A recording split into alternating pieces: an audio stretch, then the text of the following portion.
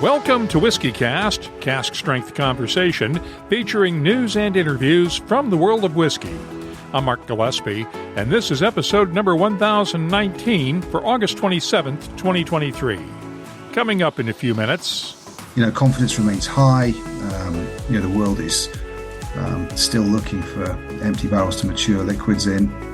Everywhere you look, there seems to be no downturn in terms of confidence right now. But I think the Scotch export figures were a little bit of they're facts, they're data, and people go, I didn't really expect that.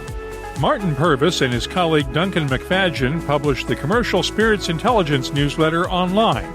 They've been taking a deep dive into last week's Scotch Whisky export data and are more optimistic about the results than most observers. I'll talk with Martin Purvis later on WhiskyCast In-Depth. We'll also have the What I'm Tasting This Week department, Behind the Label, and much more. The news is next on this week's WhiskyCast. And now, a message from Robin Redbreast. Small batch. How would you describe it? It's like an Irishman's understanding of baseball. Extremely limited. Proud sponsor of WhiskyCast. Redbreast. Pass it on. How about a really great 12-year-old Scotch whiskey? I have a stellar recommendation coming up for you in just a minute. Spoiler alert, it's Dewar's 12-year-old. Let's get started with the week's news. It's brought to you by the Dalmore. With September and the start of Bourbon Heritage Month just a few days away, we're getting details of this year's special releases out of Kentucky. Heaven Hill has unveiled the 2023 edition of Parker's Heritage Collection, which honors the legacy of the late Parker Beam. It's a 10-year-old cask-strength rye whiskey that came out of some of Parker's favorite rickhouses, and master distiller Connor O'Driscoll says it's a whiskey worthy of Parker's name. It's a cask strength rye, of course, and the age statement on it, and all those things are nice. But when you get into the flavor of it, it's just an amazing whiskey. I'm trying to find my tasting notes here. On the nose, like a spice bomb. The palate, the fruit, black cherries, honey, cinnamon, cloves. I mean, it's a. If you kind of take the progression of our rye whiskeys, Rittenhouse, Elijah Craig, Pikesville, and kind of continue on that big, rich rye whiskey flavor development, you end up, at this 10-year-old cask strength, and it's just a spectacular rye whiskey. We've had a whole generation of whiskey lovers that has grown up without Parker Beam. Tell us about his legacy and what he means to bourbon. Where to start? Well, he was Heaven Hill's fourth master distiller. He is our master distiller emeritus. He was master distiller for 46 years, and took Heaven Hill, from basically a tiny little operation in Bardstown, and took it, to the big leagues. I think it's no exaggeration to say that Heaven Hill wouldn't be the Heaven Hill of today if it wasn't for Parker Beam. And he came up in conversation yesterday, and even though, like you said, he's there's a generation that never met him. There was one of my colleagues who's younger said that his first job was changing tires on tractors. And one of the tractors he worked on was Parker. So even though this guy was way too young to have been drinking bourbon in those days, Parker's reach in Bardstown even extended there. So, no matter where you go, whether it's a whiskey fest in San Francisco or, an event in New Orleans or wherever, Parker's name always comes up. So his spirit truly lives on. And that's what's great about, these editions. The Parker's Heritage Collection is, it continues to pay homage to, a giant of the bourbon industry. As with the last 10 editions of Parker's Heritage Collection, part of the proceeds will be donated to the ALS Association. The annual releases have generated about $1.2 million for ALS research and care so far. It'll be available starting next month with a recommended retail price of $185 a bottle. I'll have my tasting notes for it later on. Meanwhile, Four Roses is celebrating its 135th anniversary with this year's release of the limited edition small batch bourbon. It's a blend of 4 different bourbons ranging from 12 to 25 years of age, using 3 of the 10 Four Roses recipes. But Master Distiller Brent Elliott says not to focus on the recipes as much with this one. By the time these batches reach these ages, 12, 14, 16 years, the recipes do play a role in what kind of flavors develop.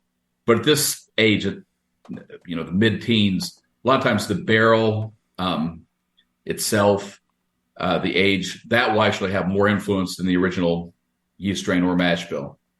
Around 15,000 bottles of this year's limited edition small batch will be available starting in September, and there's an online lottery available this week for bottles to be picked up at the distillery in Lawrenceburg, Kentucky.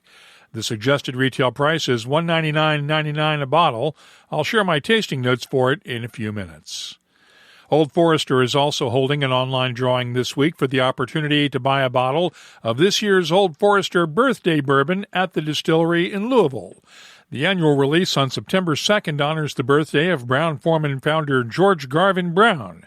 This year's batch was filled into barrels on May 5th, 2011, making it a 12-year-old bourbon. It'll carry a recommended retail price of $169.99 a bottle, and the folks at Old Forester are emphasizing that, unlike previous years, bottles will not be sold at the distillery on September 2nd. Michter's is releasing a new batch of its US1 toasted barrel finish rye next month as well. The whiskey is the regular Michter's US1 rye finished in toasted oak barrels made from wood allowed to air dry outdoors for 2 years. The recommended retail price is $120 a bottle. And Blue Run Spirits is releasing its first new whiskey following the company's acquisition earlier this month by Molson Coors. Trifecta is a blend of 6, 8, and 9-year-old bourbons blended by Blue Run whiskey director Shaylin Gammon that will sell for $179.99 a bottle. Let's turn to Scotch Whisky now. Ardbeg is kicking off its new anthology series of whiskeys with the 13-year-old Harpy's Tale. It's a blend of Ardbeg matured in ex-bourbon barrels with whiskey matured in Sauterne wine casks that will be available in the U.S. starting September 1st. No word yet on pricing. I received a sample this week and will have my tasting notes for it later on. We focused on Rosebank several weeks ago, and now Rosebank is releasing a U.S.-exclusive bottling. It's a 31-year-old lowland single malt that will carry a suggested retail price of $3,299 a bottle.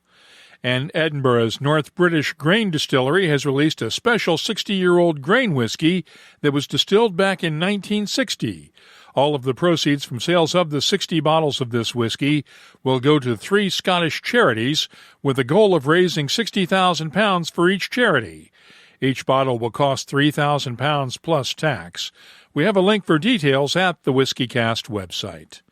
You can keep up with the latest whiskey news all week long at whiskycast.com and in the WhiskyCast community app. The news is brought to you by the Dalmore. Hello, Richard Patterson here, Master Distiller, Master Blender for the Dalmore. You know, whenever the team and I are in the world sharing our exceptional single malt, we like to keep in touch with Mark Gillespie and the latest news from WhiskyCast.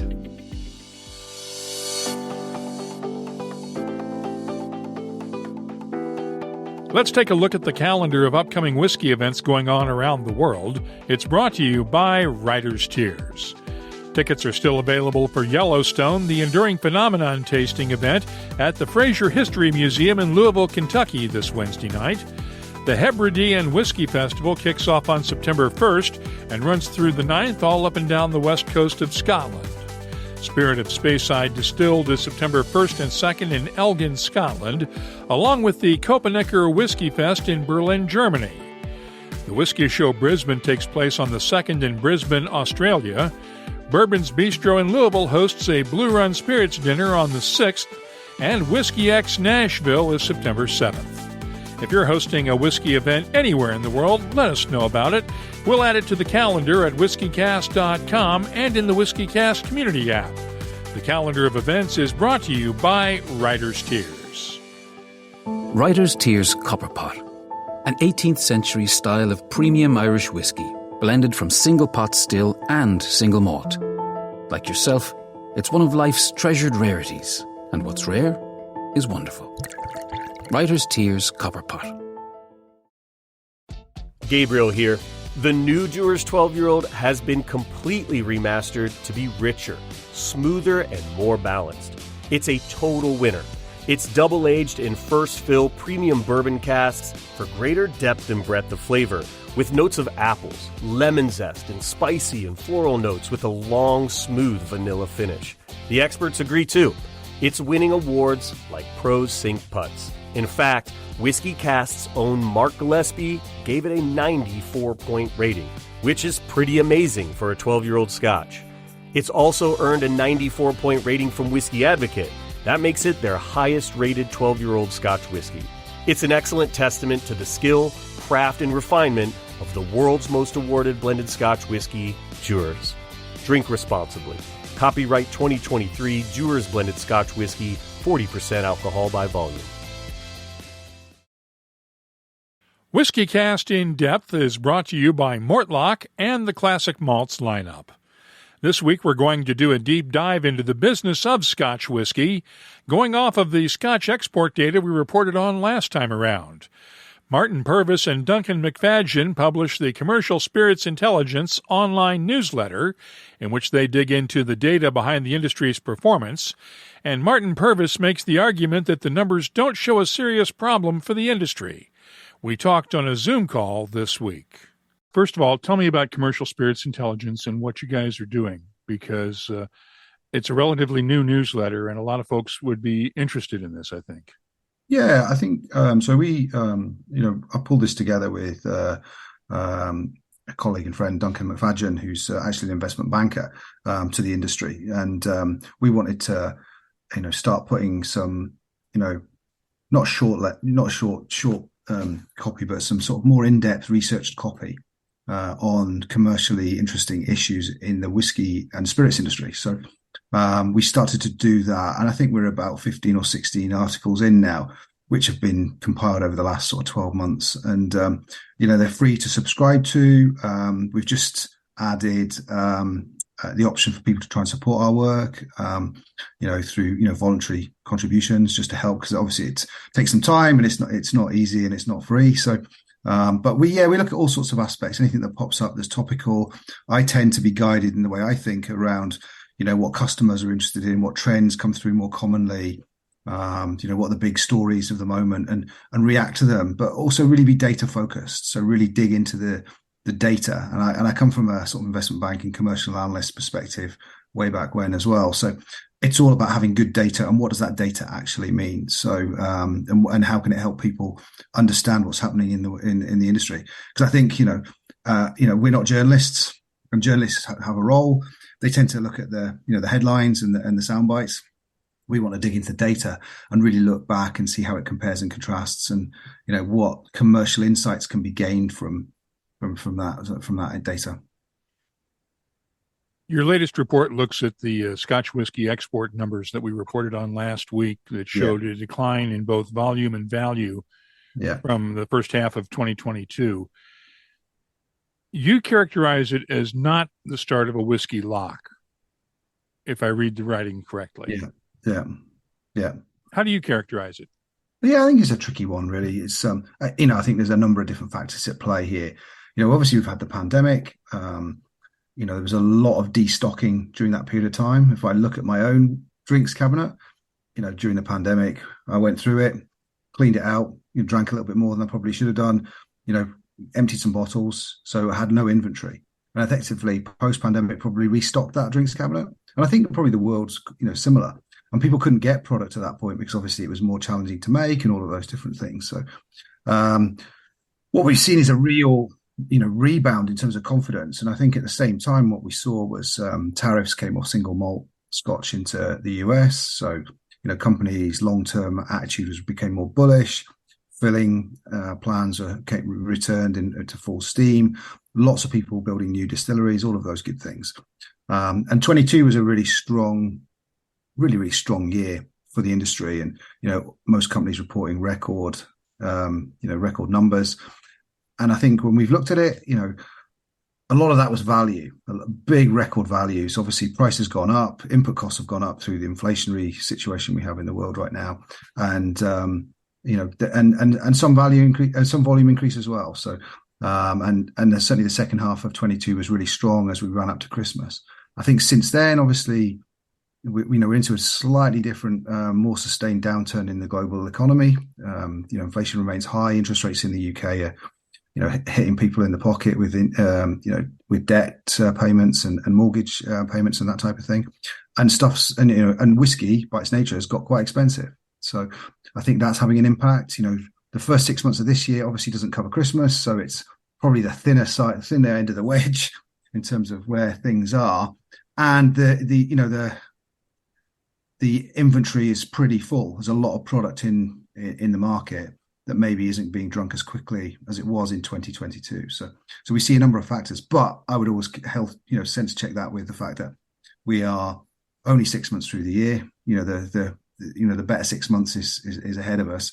But what does that look like? Well, time will tell. So, and I think, with these type of things, it's about, sales today were made 3 to 12 years ago. That's when they were manufactured for Scotch. So, what we manufacture today is New Make Spirit and then mature is all about, the 2030s rather than the 2020s. So, so there's a number of factors there, but, confidence remains high. The world is still looking for empty barrels to mature liquids in.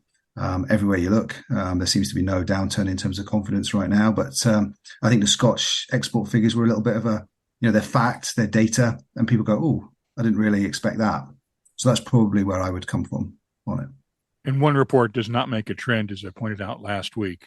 That's exactly right. I mean, it is obviously it's from a central arbiter, but I think the nature of this data is, you never get all of the picture from anybody's data set, and we're trying to sort of cut through that and look at case sales, and this is export volume and value. What does that actually really mean? Is it it's not sales to consumer, it's sitting somewhere in the supply chain between the producer, the border, and the market. And Scotch remains attractive. It's a really positive thing, and we see no change in that. I think it's just I think that the economic headwinds right now are quite difficult for most consumers. And it's been pretty bullish for the last 18 months. So some degree of it doesn't go up forever would be always one of my mantras. There's always a correction factor, but are we at a new paradigm is a question I would ask. Let's talk about premiumization, because that's what the industry keeps focusing on, is people drinking less but drinking more expensively. Yeah. What's your take on that? Yeah, I mean, I've got two takes. I suppose my first take is primarily I'm an empty barrel guy, and empty barrels are driven by the mass, market. So they're driven by volume, and volume and value is a trade-off. You put the price up, the volume goes down. You drop the price, the volume goes up. It's like supermarkets where there's a deal on single malt here. If it's cut by 10, 20%, 30%, it'll be gone. It'll have moved. But if it isn't, if it's still at standard recommended retail price, then it probably might not have sold as well.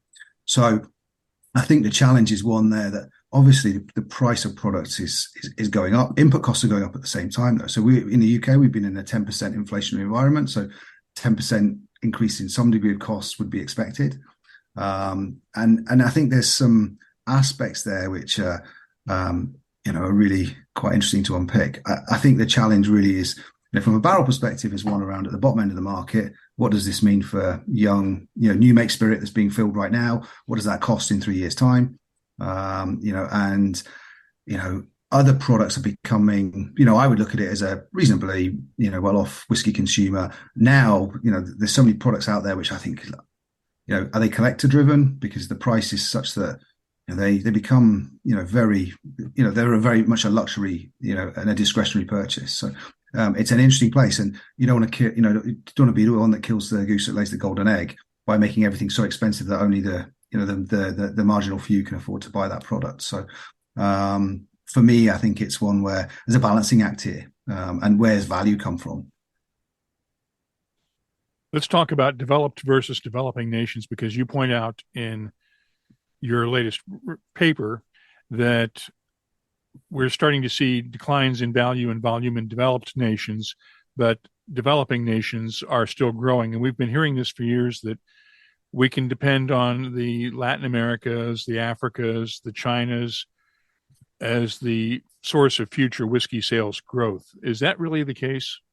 I think it's tricky. It is difficult to unpick. I think what I would say is that, US certainly has historically been a real engine for growth in volume and value for whiskey, Scotch whisky, and for Irish whisky as well, and all spirits.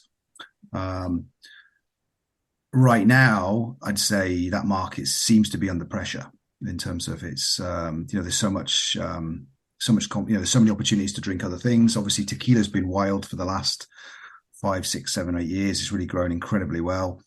So there's a lot of competition. The consumer, I'm obviously close to the US market, but the consumer there probably is looking at it. And I did see something in the Wall Street Journal recently that said that, consumers there are struggling to pay more than $50. They see these things as being expensive now, whereas they probably didn't before. So, I think the interesting part is, I know recently visited Asia, seems to be very strong, but there's a big rebound there still, which I think COVID restrictions went on longer in that part of the world, and they're rebounding from that. So that's a strong engine of growth, and seems to be an area, certainly on the luxury side, where opportunities abound for good brands. So the rest of the world is probably undersold for these products, but it's about can people afford them? What do they aspire to? How are they feeling in their pockets? That type of thing. And every area has been sort of slightly differently affected by the economic headwinds we've had over the last 3 or 4 years. So, I think there's a balancing out there. We do see other trends out there, which are, every area in the world is now beginning to produce its own whiskey and increasingly focused on quality. So those are things to consider. In the past, everyone went from local white spirits, locally produced with their local starch, and then they would migrate to things like Scotch and other, more internationally recognized brands as they became more affluent. I think now we see a burgeoning growth in domestically produced high quality liquids. So single malt Indian whiskey, similarly in China, and the big players are getting involved in these markets too. They'll do it themselves, and they'll do it well, and they do it big. So these are all factors which are starting to play out, I think, over the future. And it's a long-term game. So that's always the good thing about whiskey. Maturation solves a lot of ills.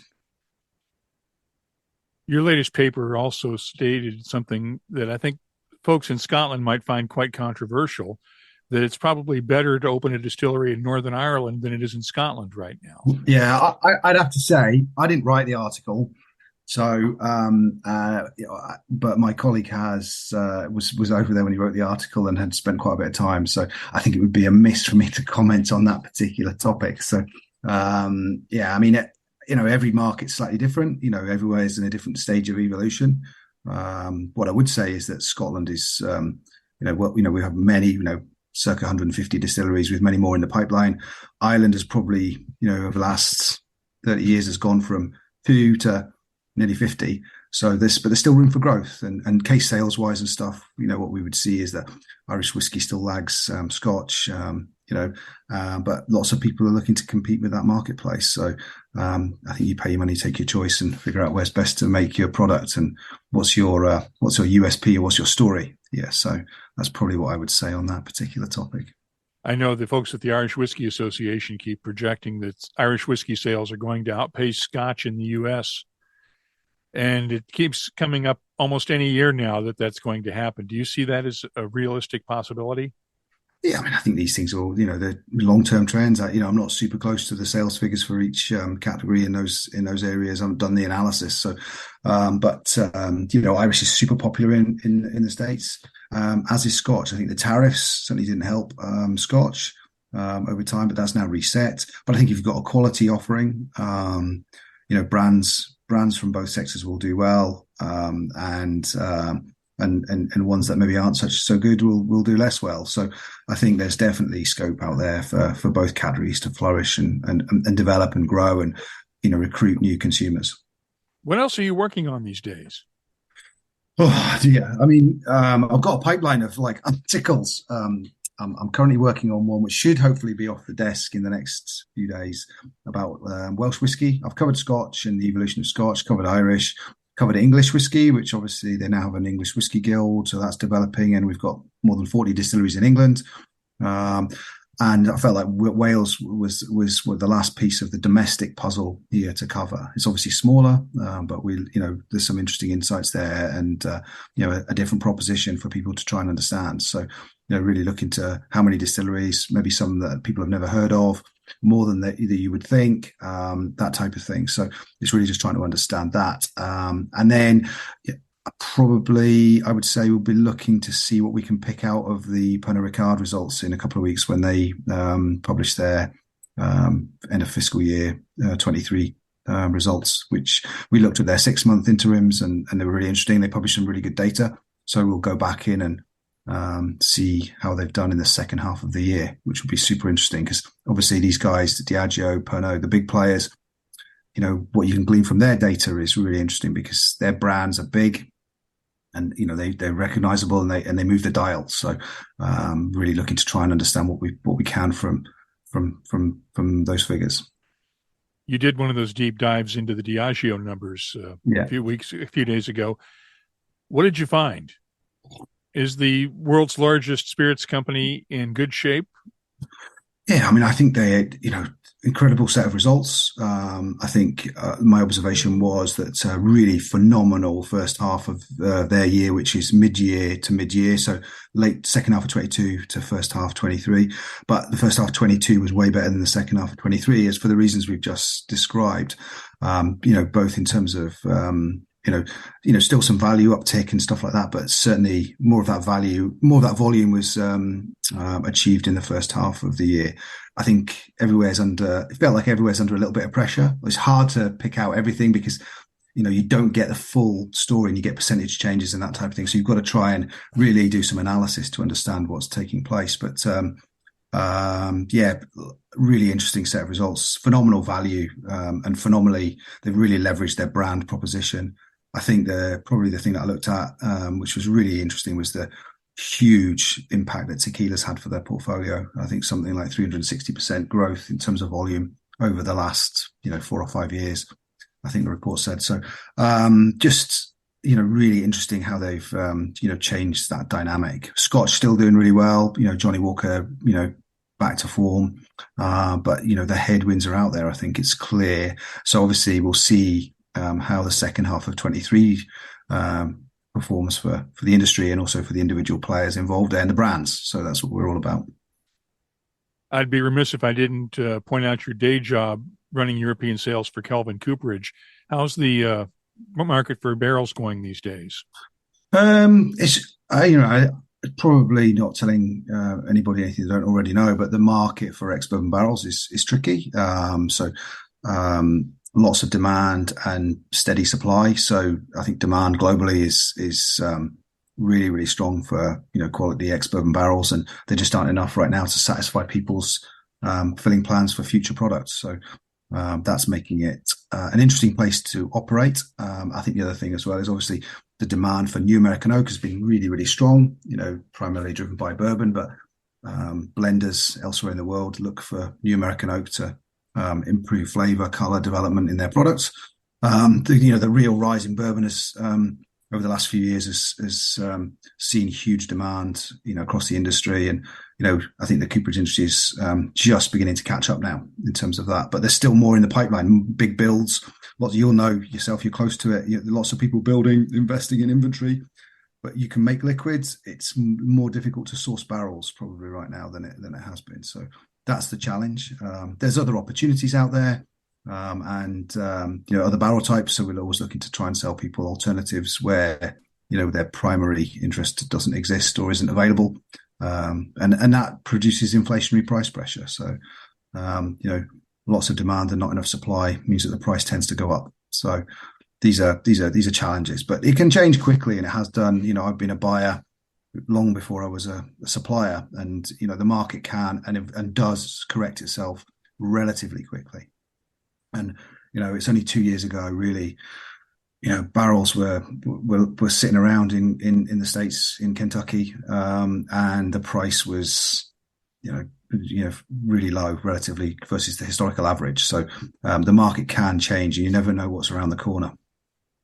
Thanks to Martin Purvis for spending some time with us this week on WhiskyCast In-Depth. There's a link to the Commercial Spirits Intelligence Substack in the show notes for this episode at whiskycast.com. WhiskyCast In-Depth is brought to you by Mortlach, whiskey's best-kept secret. Hidden away for decades in some of the world's most famous Scotch whiskies comes a single malt inspired by an original for a fortunate few. Discover the entire Mortlach lineup at malts.com. Let's start off the What I'm Tasting This Week department with the Four Roses 135th Anniversary Limited Edition Small Batch Bourbon. Yes, it's a long name. It's bottled at 54% ABV, and the nose has touches of wood spices, honey, allspice, and peaches. The taste has notes of allspice, honey, a hint of cinnamon, peach pie, pears, vanilla, and toasted oak. The finish is long with subtle spices, toasted oak, and honey. I'm scoring the Four Roses 135th Anniversary Limited Edition Small Batch a 95. Next up, let's look at this year's Parker's Heritage Collection release. As we heard during the news, it's the 17th edition in the series and is a 10-year-old cask-strength rye bottled at 64.4% ABV. The nose has touches of baking spices, molasses cookies, and old leather. The taste has fruitiness and spiciness in excellent balance, with cinnamon and clove, complemented by black cherries, red apples, and a hint of apricots. The finish, long and fruity with gently fading spices. I'm scoring the 2023 Parker's Heritage Collection Edition a 95. And finally, let's look at Ardbeg's new anthology release, The 13-Year-Old Harpy's Tale. As I mentioned during the news, part of this whiskey was matured in Sauterne wine casks for 13 years, and it's bottled at 46% ABV. The nose is dusty with hints of green grapes, citrus, and a subtle smokiness. The taste is fruity and tart with tropical fruits, grilled pineapple, and peat smoke that comes alive slowly, leading into the finish, which is nice and long with classic Ardbeg character. I'm scoring the Ardbeg Anthology Harpy's Tale a 94. I'll be adding these whiskeys to our searchable list of more than 3,500 different whiskeys from all over the world. Check it out this week at whiskycast.com. And now, a message from Robin Redbreast. So, in Spain, they call Redbreast Petit Roco. It's me, but a touch more exotic. Kind of like a Redbreast PX edition. Finished in Pedro Jimenez casks, adding a velvety and decadent dimension. You know, I won't lie. A climate like this makes me wish I was a migratory bird. Proud sponsor of WhiskyCast. Redbreast. Pass it on. Let's open up the WhiskyCast community app now for this week's community segment presented by Waterford Whiskey. Thanks to Ian Bruce, who just made the move from the UK to Australia and has been busy checking out the local whiskey scene in Perth. He found the Varnish Bar in Perth and shared a photo of the whiskey and bacon pairing menu. Get a load of these pairings. Maker's Mark with their house-smoked hickory bourbon, Jim Beam Rye with a flat pancetta, Woodford Reserve Double Oak with a pineapple molasses pork belly, and Starward's twofold Australian whiskey with a speck bacon. Bacon. I won't get into the Varnish Bar's pickleback options. Also, thanks to the Tracer Bullet and HRC, who shared their stops along the Kentucky Bourbon Trail with us. They and their very patient wives completed both the Bourbon Trail and the Craft Trail. Hope you got those passports stamped along the way to go along with the Blantons they found at Buffalo Trace, which is not part of the Bourbon Trail. More on that soon. And here's wishing a happy journey to Rachel Osendo in Nigeria, who's making a pilgrimage to Scotland next month. She said in her post that she's so excited and can't wait to literally bathe in her favorite dram. If you have something you'd like to share with whiskey lovers around the world, download the WhiskyCast community app from the Apple or Google App Stores and join the conversation.